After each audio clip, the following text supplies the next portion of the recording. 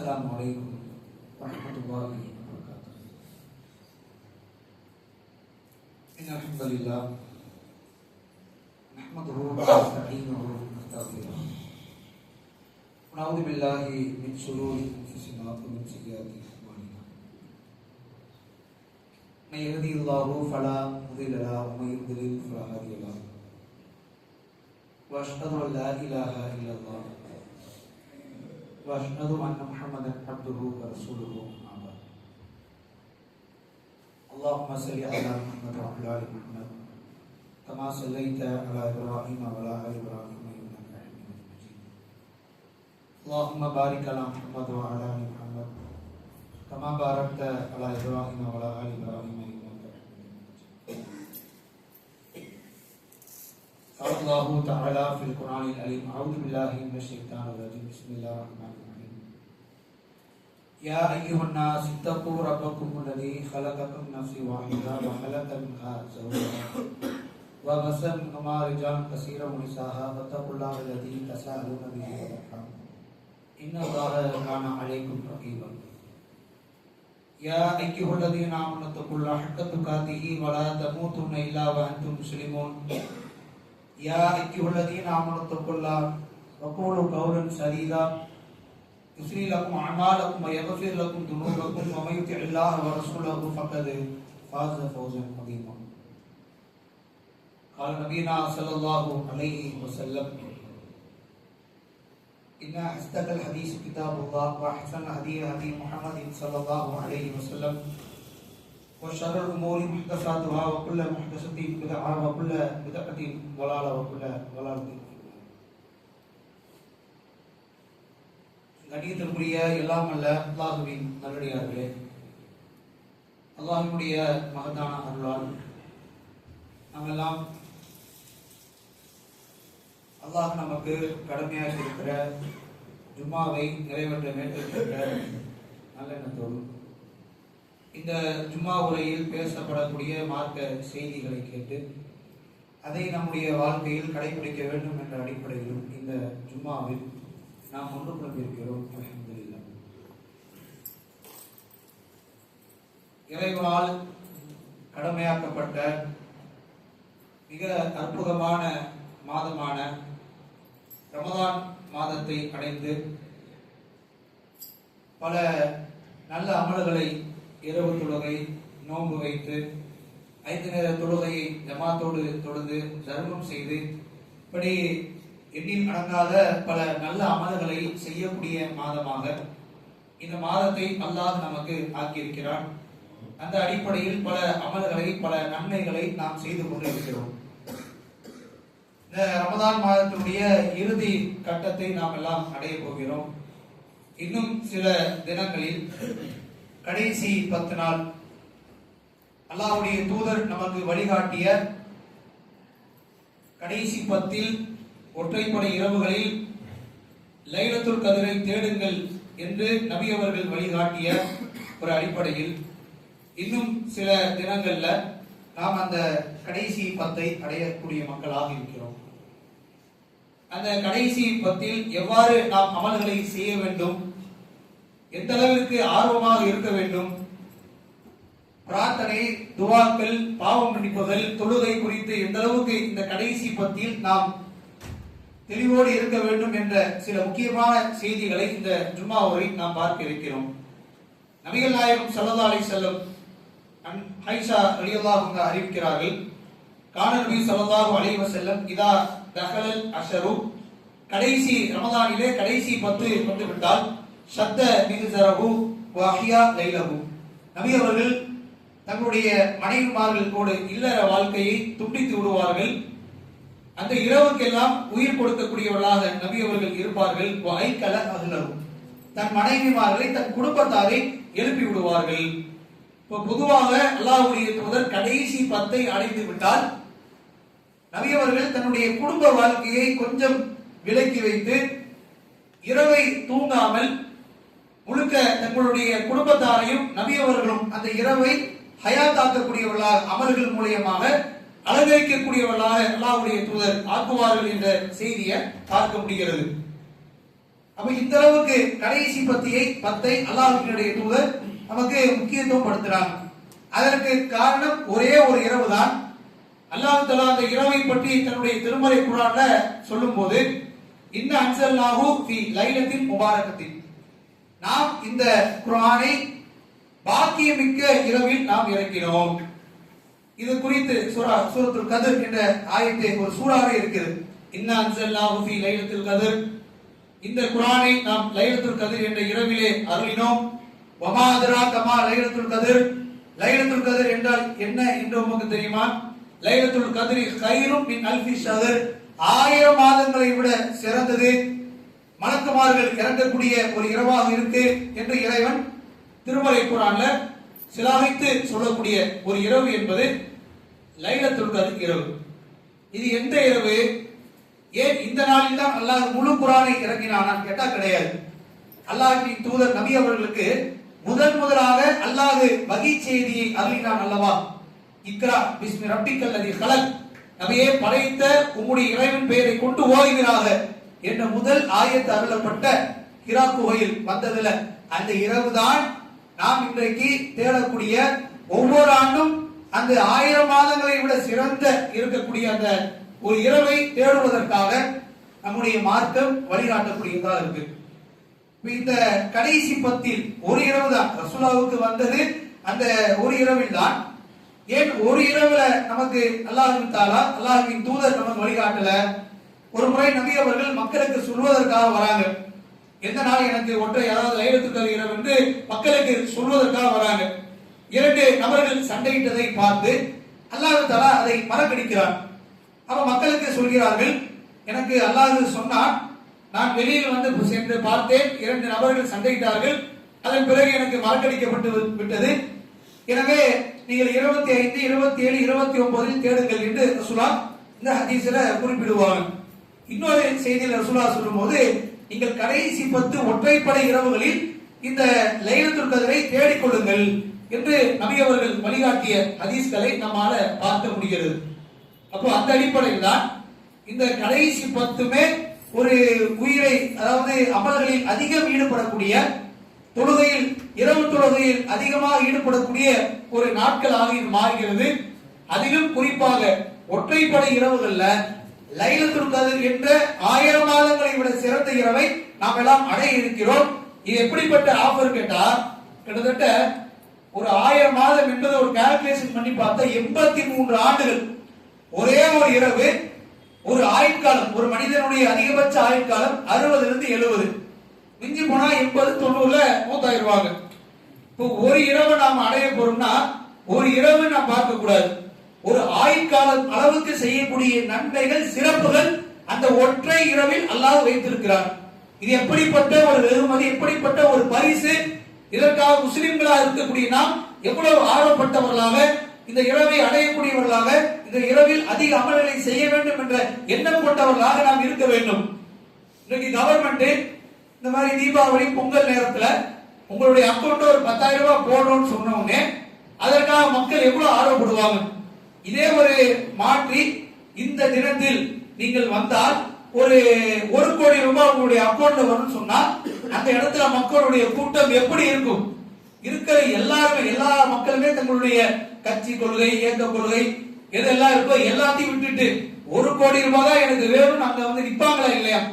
இப்ப முஸ்லிம்கள் ஒவ்வொரு ஆண்டும் அல்லாஹ் தரக்கூடிய மிகப்பெரிய ஒரு பரிசு 83 ஆண்டுகள் ஒரு கழித்தால், நன்மைகள் செய்தால் எந்த அளவுக்கோ அது ஒற்றைப்படை, குறிப்பாக லைலத்துல் கத்ர் இரவுல அல்லாஹ் வைத்திருக்கிறான். இப்ப நமக்கு ஒரு கேள்வி எழலாம், ஏன் அல்லாஹ் ஒரு நாளே வைத்து அது அந்த நாள மக்கள் அந்த நாளை அடைகிற மாதிரி இரவா வைத்திருக்கலாம்ல? அல்லாஹ் தந்தான், மறக்கடித்தான்.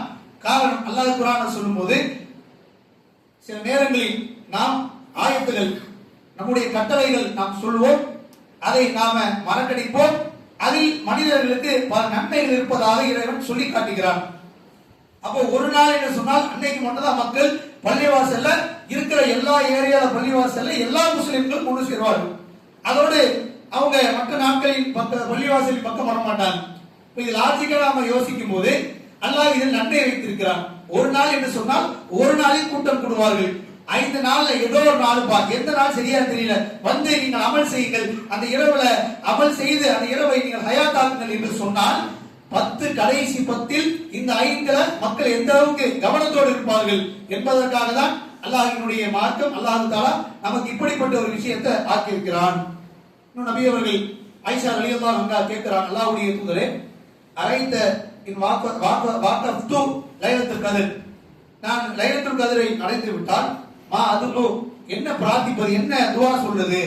அவர் ரசூலுல்லாஹ் கற்றுக் கொடுக்கறாங்க, கால தக்கூலின, நீ இந்த துஆவை சொல்லக்கூடியவளா இருக்கணும். அல்லாஹும்ம இன்னக அஃபூன் துஹிப்புல் அஃப்வ ஃபஅஃபு அன்னி, இறைவா நீதான் மன்னிக்கக்கூடியவன், உன்னிடத்திலே மன்னிப்பை நான் விரும்புகிறேன், எனவே என் பாவத்தை நீ மன்னித்து விடு என்று அழகான இந்த துஆவை இந்த ஒற்றைப்படை இரவுகளில் நாம் அதிகம் கேட்கக்கூடியவர்களாக, நம்முடைய மார்க்கம் வழிகாட்டிய அடிப்படையில் இந்த பிரார்த்தனையை நாம் அதிகம் செய்யக்கூடியவர்களாக இருக்கணும். இன்னும் அல்லாஹ்வுடைய தூதர் சொல்லி காட்டுறாங்க, மன் காம லைலத்துல் கத்ரி ஈமான் வஹ்திசாவன், யார் இந்த லைலத்துல் கத்ர் இரவு அந்த ஒற்றைப்படை இரவுகளில் நின்று வணங்குகிறாரோ, நன்மை எதிர்பார்த்தவராக ஈமான் கொண்டவராக, அப்படி அந்த நாளில் அந்த இரவில் நின்று வணங்கக்கூடியவராக இருந்தால் குஃபிரலஹு மா தகத்தம மின் தன்பி, அவருடைய முந்தி சென்ற பாவங்கள் மன்னிக்கப்படுவதாக அல்லாஹ்வுடைய தூதர் சொல்றார். எவ்வளவு அற்புதமிக்க ஒரு மிக பாவங்கள் மன்னிக்கப்படக்கூடிய ஒரு இரவு, அந்த ஒரு இரவை அடைய வேண்டும் என்பதற்கு 5 நாள் ஒற்றைப்படைக்கு நாம் வருகிறோம். வந்து அந்த குறிப்பாக ரசூலுல்லாஹ் பார்த்தீங்கன்னா 5 நாள் மட்டும் கிடையாது, கடைசி 10 அல்லாஹ்வுடைய தூதர் உயிர்ப்பித்தார்கள். சொல்லப்போனா சஹாபாக்களுக்கு இந்த சட்டம் வந்த பிறகு ஆரம்ப 10 நாள் இஹ்திகாஃப் இருந்த மக்களை நபி அவர்கள் கடைசி 10க்கு வாருங்கள், ஏன்னா இந்த கடைசி 10 தான் மிக சிறப்பிற்குரியது, எனவே அந்த 10 நாளில் வந்து இஹ்திகாஃப் இருந்து நன்மைகள் செய்யுங்கள் என்று ரசூலுல்லாஹ் அழைப்பெல்லாம் கொடுக்கிறாங்க. அதுல இந்த ஒற்றைப்படை இரவில் நின்று நாம் வணங்கினால், ஒருவேளை அந்த இரவு லைலத்துல் கத்ர் இரவாக இருந்தால் 83 ஆண்டுகள் செய்யக்கூடிய அமல் அளவுக்கும், இரண்டாவது நம்முடைய பாவங்கள் சிறிய பாவங்கள் எல்லாம் அல்லாஹ் மன்னிக்கக்கூடிய ஒரு அற்புதமான ஒரு வாய்ப்பு. அல்லாஹ்வுடைய தூதர் ஒரு சஹாபாக்களுக்கு ரமலான் நேரத்துல ஜமாத் தொழுகை இரவு தொழுகை நடத்தினார்கள். ஒரு சில ஹதீஸ்களை பார்த்தா ஆரம்ப நாட்களில் தொழுதார்கள், அதோடு அதை நிப்பாட்டி விட்டார்கள், மக்கள் கடமை என்று விளங்கிவிடக் கூடாது என்று. இன்னொரு ஹதீஸை நாம பார்க்கும்போது அல்லாஹ்வுடைய தூதர், அதாவது ரமலான் அடையக்கூடிய ஈது கொண்டாடுவதற்கு ஒரு 7 நாட்களுக்கு முன்னால், அந்த ரமலான் மந்த் பினிஷ் ஆவதற்கு ஒரு 7 நாட்களுக்கு முன்னால் அல்லாஹ்வுடைய தூதர் எங்களுக்கு இரவு தொழுகை நடத்தினார்கள். இரவு தொழுகை எப்படி நடத்தினார்கள்? கடைசி இந்த 10 ஒற்றைப்படையில ரசூலுல்லாஹ் நடத்தினாங்க. 7 நாள் இருக்கும்போது அப்ப 23 அன்னைக்கு என்ன செஞ்சாங்க? ரசூலுல்லாஹ் இரவு தொழுகை நடத்தினார்கள். இரவில் 3 பகுதியில் ஒரு பகுதி நின்று வணங்கினார்கள். இது ஒண்ணு. அடுத்த நாள் நபி அவர்கள் வரல, 25வது நாள் வந்தார்கள். அல்லாஹ்வுடைய தூதர் இரவு தொழுகை தொழுதார்கள், இரவில் பாதி அளவுக்கு தொழுது முடித்தார்கள். நாம எல்லாம் அதிகபட்சம் 1 மணி நேரம் அல்லது 1.5 மணி நேரம் தொழுவோம். சஹாபாக்கள் பாருங்க, 3 1 பகுதினாலே 2 மணி நேரம் 3 மணி நேரம் நெருக்கும், கிட்டத்தட்ட அந்த அளவுக்கு ஆயிரும். பாதி இரவு சொன்னா ஒரு 4 மணி நேரம் கிட்ட ஆயிரும். அந்த அளவுக்கு இரவு தொழுகையை அல்லாஹ்வுடைய தூதர் தொழு வைத்ததாகவும் சஹாபாக்கள் பின்பற்றி தொழுவதாக அதிசை பார்க்க முடிகிறது. அடுத்த நாள் கடைசி வரக்கூடிய நேரத்துல அல்லாஹ்வுடைய தூதர் கிட்ட வந்து சஹாபாக்கள், ரசூலுல்லாஹ் இந்த மாதிரி கால்குலேஷனோட தொழு வச்சாங்களா? நபி அவர்களே, இந்த இரவு முழுசா நீங்க தொழு வச்சிருங்க என்று சொல்லும்போது ரசூலுல்லாஹ் சுருக்கமா முடிச்சிட்டு போயிடுறாங்க. அப்பதான் அல்லாஹ்வுடைய தூதர் ஒரு செய்தியை பதிவு வைக்கிறாங்க, இன்னஹு மன் காம மஅல் இமாமி ஹத்தா யன்சரிஃபு குத்திப லஹு கியாமுல் லைலா, இமாமோடு இரவு தொழுகை நின்று அவர் இமாம் தொழுகை முடித்து திரும்பக்கூடிய நேரம் வரைக்கும் அவரோடு தொழுது முடித்தால், அந்த நபர்கள் யாரெல்லாம் இப்படி ஜமாத்துல இமாமோடு சேர்ந்து இரவு தொழுகை கலந்து கொண்டார்களோ அவர்கள் இரவு முழுக்க நின்ற நன்மையை அல்லாஹ் தருகிறான். நம்ம 1 மணி நேரம் தான் தொழுவோம், ஒரு 1.5 மணி நேரம் தான் தொழுவோம். இமாம் வந்து ஸ்டார்ட் பண்ணி ஸலாத்துல்லை, கியாமுல்லை அல்லது தஹஜ்ஜுத் நேரத்துல அந்த தொழுகை துவங்கி வித்ரு வரைக்குமே இமாமோடு நாம் இருக்கிறோம் சொன்னா அல்லாஹ்வுடைய கணக்கு என்ன தெரியுமா? நமக்கு ஒரு 1 மணி நேரம் 2 மணி நேரம் அதிகபட்சம். ஆனா அல்லாஹ்வின் பார்வையில் முழு இரவை தொழுத நன்மை அல்லாஹ் தருகிறான் என்று சொன்னால் இது எப்படிப்பட்ட ஒரு அழகான ஒரு நன்மை பாருங்களேன். அது குறிப்பா கடைசி 10 ஒற்றைப்படைகளில் நாம இந்த லைலத்துல் கத்ரை தேட வேண்டும் என்ற எண்ணத்தோடு வந்து தொழு பட்சத்தில் இந்த அளவுக்கு இறைவன் நமக்கு நன்மைகளை அல்லாஹ் தஆலா கூலிகளை ஒரு வெகுமதிகளை அல்லாஹ் ஏற்படுத்துகிறான். இப்ப அந்த இரவை நாம நோக்கியவர்களாக, இந்த இரவினுடைய நன்மையை எதிர்பார்த்தவர்களாக, இதற்காக வேண்டி அதிகமான மக்கள் பள்ளிவாசலிலே வந்து இரவு தொழுகை தொழுது அல்லாஹ்விடத்தில் பாவ மன்னிப்பு தௌபா தேடக்கூடியவர்களாக இருக்கணும். வெறும் தொழுகை மாத்திரம் கிடையாது. அல்லாஹ் தஆலா தன்னுடைய திருமறை குர்ஆன்ல சொல்லும்போது வபில் அஸ்ஹாரியும் யஸ்தக்ஃபிரூன், இந்த சஹர் நேரத்தில் பாவ மன்னிப்பு தேடுவார்கள். சஹர் நேரத்தில் பாவ மன்னிப்பு தேடுவத அல்லாஹ் குர்ஆன்ல இத ஒரு சிறப்பிற்குரிய ஒரு காரியமா சொல்றான்னு சொன்னா, இந்த சஹர் நேரம் எப்போ?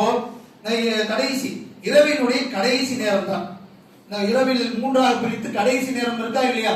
ஒரு ஃபஜருக்கு ஒரு 20-40 நிமிடத்திற்கு முன்னால் இருக்கக்கூடிய அந்த நேரத்தில் நாம் தௌபா செய்வது, அல்லாஹ்விடத்தில் பிரார்த்தனை செய்து பாவ மன்னிப்பு கேட்பது மிக சிறந்த காரியம். அல்லாஹ் இன்னொரு ஆயத்தில் சொல்லும்போது வல் முஸ்தக்ஃபிரீன பில் அஸ்ஹார், பாவ மன்னிப்பு தேடக்கூடியவர்கள் இந்த சஹருடைய நேரங்களில் அவர்கள் செய்வார்கள் என்று இறைவன் சிறப்பித்து அல்லாஹ் சொல்லி காட்டுகிறான்.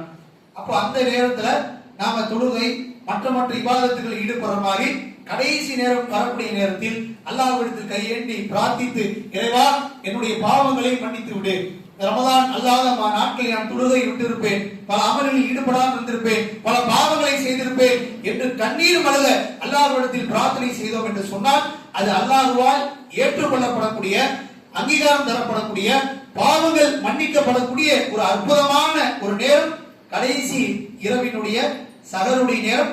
அதை நாம் கோட்டை விட்டு விடக்கூடாது. சில மக்கள் இரவு முழுக்க தூக்கத்தை விட்டு பல இடங்கள்ல பாத்தீங்கன்னா மார்க்கம் சம்பந்தப்பட்ட கேள்வி பதில் நிகழ்ச்சி நடத்துவாங்க. அவர் என்ன செய்வாங்கன்னா, கேள்வி பதில் நிகழ்ச்சி தொழுகை எல்லாம் முடிச்சுட்டு மக்கள் கூட்டம் என்பதனால கொஞ்சம் முன்னாடியே சஹர் உணவுலா ஏற்பாடு பண்ணிடுவாங்க. சஹர் உணவுலாம் சாப்பிட்டு போய் வீட்டுல போய் படுப்பாரு. அதுல அந்த நேரம் கரெக்டா ஃபஜர் பாங்க சத்தத்தை கேட்டு எதிர்க்கக்கூடிய நிலை எல்லாம் இருக்கு. நமக்கு அந்த இரவு முழுக்குமே அல்லாஹ் தஆலா ஒரு அற்புதமான ஒரு இரவாக வைத்திருக்கிறான். இப்படி நாம என்னைக்குமே அலட்சியப்படுத்திடக் கூடாது. பாதி வரைக்கும் இருந்துட்டு மீது பாதத்துல தூங்கக்கூடியதாகவோ, அல்லது சில பேர் எந்த அளவுக்கு நான் தொழுகை விடக்கூடிய அளவுக்கு அல்லாஹ் பாதுகாக்கணும். ரமதான் காலத்துல அதுவும் கடைசி 10 ஒற்றைப்படையில அல்லாஹ்வுடைய தூதர் தன்னுடைய குடும்பத்தாரை எழுப்பிவிடுவார்கள். இரவு தூக்கத்தை தவிர்ப்பார்கள், குடும்ப வாழ்க்கையை தவிர்ப்பார்கள். அவ்வளவு ஒரு சென்சிட்டிவா இருக்கக்கூடிய அந்த இரவுகள்ல நம்முடைய அலட்சியம், நம்முடைய சோம்பேறித்தனம் விரைத்து விடக்கூடாது. இரவு முழுக்க நின்று முடிக்கிறோமா, இரவு தொழுகை ஈடுபடுகிறோமா, எல்லா காரியத்தையும் செய்கிறோமா, இறுதியாக நம்முடைய கால்குலேஷன்ல லாஸ்டா இறுதியா ஃபஜர் நேரத்துக்கு முன்னாடி நான் அல்லாஹ்விடத்தில் கையேந்தி பிரார்த்திப்பேன், அல்லாஹ்விடத்தில் இறைவா பாவங்களை மன்னித்து விடு என்று எல்லா விதமான கோரிக்கையும் நான் வைப்பேன் என்று அந்த நேரத்தையும் நாம் மீட்படுத்தாமல் ஃபஜர் நேரம் வரைக்கும், சஹர் நேரம் முடிகின்ற வரைக்கும் நாம இந்த பிரார்த்தனையில் திக்ருகளில் ஈடுபடுவது மிக சிறந்த ஒரு காரியம். ஏன்னா இன்னொரு செய்தியில நபி அவர்கள் சொல்றாங்க, என்ஜிலு தபாரக தஆலா குல்லு லைலத்தின் இலா ஸமாய் துன்யா, அல்லாஹ் தஆலா ஒவ்வொரு நாளும் இரவினுடைய 3 பகுதிகளில் கடைசி பகுதி வரும்போது இரவினுடைய அருள் இறங்குகிறது. எந்த அளவுக்குனா ரசூலுல்லாஹ் சொல்றாங்க, யகூலு மை யதுஊனி, என்னை அழைப்பவர் யார், ஃபஅஸ்தஜீப, நான் அவருக்கு பதில் தருவேன். மை யஸ்அலூனி, என்னிடத்தில் கேட்பவர் யார், ஃபஅதியஹு, அவருக்கு நான் வழங்குவேன். அதே போன்று என்னிடத்தில் யார் பாவ மன்னிப்பு கேட்கிறார்களோ அந்த பாவத்தை நான் மன்னிப்பதற்கு தயார். அல்லாஹ் தஆலாவே அல்லாஹ் அவனுடைய அருட்கொடை இறங்கக்கூடிய ஒரு மிக அற்புதமான நேரம் என்பது கடைசி இரவு தான். இந்த இரவுல அல்லாஹ் வெயிட் பண்ணுவான், என்கிட்ட பிரார்த்திப்பவர்கள் யார், பிரார்த்திகள், நான் உங்க பிரார்த்தனை ஏற்றுக்கொள்வேன். என்னிடத்தில் கோரிக்கை வைக்கிறோமா, ஏதாவது வேண்டக்கூடியவர்களாக இருக்கிறீர்களா, கேளுங்கள், நான் தருவேன். பாவங்கள் மன்னிக்கப்பட வேண்டும் என்று ஆசைப்பட்டு என்னிடத்தில் கையேந்தி அழுது கண்ணீர் விட்டு கேட்கிறீர்களா, பாவத்தை மன்னிக்க நான் ரெடி. அல்லாஹ் தஆலா கடைசி 10ல நம்மள ப்ரிப்பேர் ஆகி சொல்லிட்டு அல்லாஹ் கவனிக்காமல் இல்ல, நாமளும் கடைசி இந்த ஒற்றைப்படை இரவுகள்ல பொதுவா இது எல்லா நாளும் இருக்கக்கூடியதான். ஆனால் குறிப்பாக நாம் முழித்து இரவு வணக்கங்களை செய்யக்கூடிய தினங்கள் என்பது இந்த ஒற்றைப்படை இரவுகள் தான். இப்ப அதை நாம கவனத்தில் கொண்டு கடைசி 10 ஒற்றைப்படையில அதிகம் அமல் செய்யக்கூடியவர்களாக, குறிப்பாக லைலத்துல் கத்ர் இரவில் தொழுதவர்களாக, மார்க்க விஷயங்களை கற்றுக்கொண்டவர்களாக, குர்ஆனை அதிகம் மனப்பாடம் செய்தவர்களாக, இரவுல நின்று வணங்கியவர்களாக, அல்லாஹ்விடத்தில் கையேந்தி பிரார்த்தனை தௌபா செய்தவர்களாக இந்த இரவை கழிக்கக்கூடிய முஸ்லிம்களாக இருக்க வேண்டும். இதன் மூலமாக அல்லாஹ் நாளை மறுமையில் நமக்கு மிகப்பெரிய பரிசை தந்து சொர்க்கத்தை தரக்கூடிய வாய்ப்பை அல்லாஹ் நம் அனைவருக்கும் தந்து அருள் புரிவானாக என்று கூறி என்னுடைய முதல் உரையை முடித்துக் கொள்கிறேன்.